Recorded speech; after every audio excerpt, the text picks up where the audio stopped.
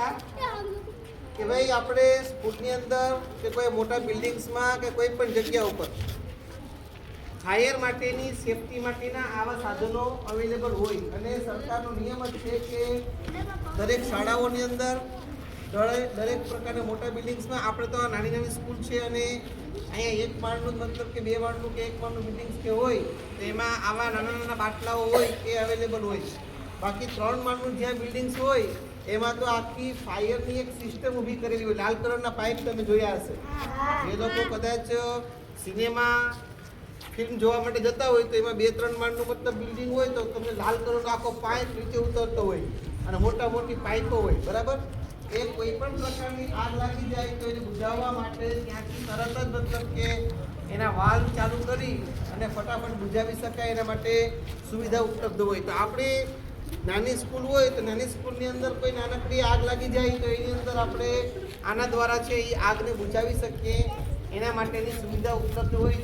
પણ હવે આનો ઉપયોગ કરતા જ ન આવડે આપણને તો સમસ્યા ઊભી થઈ જાય. માની લો કે કોઈ જગ્યા ઉપર આગ લાગી ને આમાં કોઈ વિદ્યાર્થીની ઈચ્છા થાય કે હવે જલ્દીથી હું આ ફટાફટ કોઈ બાળકને જરાક કંઈ આગ ટચ થઈ ગઈ અથવા તો કોઈ જગ્યાએ આગ લાગી જાય છે ફટાફટ બુઝાવી દઈએ નહીંતર વધારે નુકસાન થઈ જવાનો ડર હોય તો આપણે એમ થાય કે તરત આપણે કરીએ પણ આનો ઉપયોગ કેમ કરવો આપણને ખબર ન પડે તો પછી આપણે એનો ઉપયોગ કરી શકીએ નહીં અને આગને બુઝાવી ન શકીએ અને આ બાટલો આપણો એમને એમ કામ વગરનો ફાયદા વગરનો રહી જાય. તો આપણે આજે આનો ઉપયોગ કઈ રીતના કરી શકાય એ સમજીએ. ગઈ વખતે પણ વાત કરી હતી પણ જ્યારે આમાં નવા વિદ્યાર્થીઓ ઘરે આવી ગયા છે, બાલવાટિકામાં નવા એડમિશન થઈ ગયા છે એના, બરાબર, અને બાકીના બીજા ધોરણની અંદર નવા વિદ્યાર્થીઓ આવ્યા હશે તો એ લોકોને કદાચ આ બાબતની ખબર ન હોય અને ગયા વખતે કીધું હતું તો આ વખતે ભૂલી પણ ગયા હોય આપણને. એક વખત ખાલી આપણે ગયા વખતે આપણે સમજ્યા હોય પણ આ વખતે આપણને યાદ પણ ન હોય. ઘણી વખત આપણે સાંભળેલું ને એ બધું ભૂલી જાય. બરાબર? તો આમાં એવું છે કે પહેલાં આમાં અહીંયા એક કાંટો આપેલો છે એને આપણે જોવાનો હોય. અહીંયા એક કાંટો આપેલો હોય ને એને આપણે જોવાનો. એ જો ગ્રીન કલરના ઉપર હોય એ કાંટો છે તો જ આપણે આનો ઉપયોગ કરી શકીએ. કેમ કે તો જ આની અંદર એ જે વસ્તુ ભરવાનીની રિફિલ આવે એ કામ કરતી હોય. જો રેડ કલરની અંદર મતલબ કે વયો જાય કાંટો એ તો પછી એનો ઉપયોગ કરી શકાય નહીં. બરાબર છે? એટલે પહેલાં તો એ જ જોવું પડે કે છે કે કેમ. બરાબર? એના પછી જો એ કમ્પ્લીટ ઉપયોગમાં આવી શકે એમ હોય તો પછી અહીંયા જે યલો કલરનું ટેગ આપેલું છે એ ટેગ છે ને એ એક પ્રકારનો લોક છે કે જે કોઈ પણ વ્યક્તિ એનો ઉપયોગ ન કરી શકે. બાકી તમે જરાક દબાવો એટલે જે તમે રિફિલ કરેલી હોય એ નીકળી જાય બધું અને ફરીથી તમારે રિફિલ કરાવવા જવું પડે. એટલા માટે એક પ્રકારનો એક લોક છે આ. એટલે આ ટેગને તરત જ નીકળી જાય આ, બરાબર, એ કાઢી લેવાનો.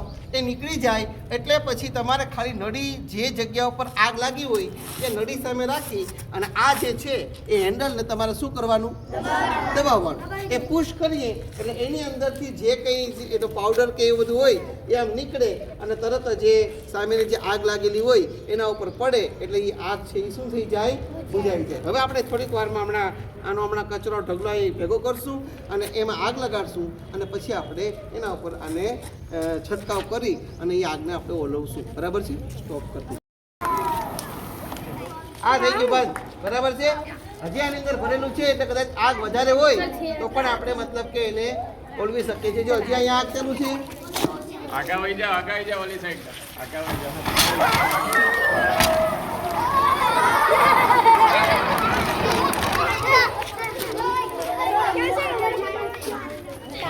પેલા 5 કિલોની પૂરી કરીને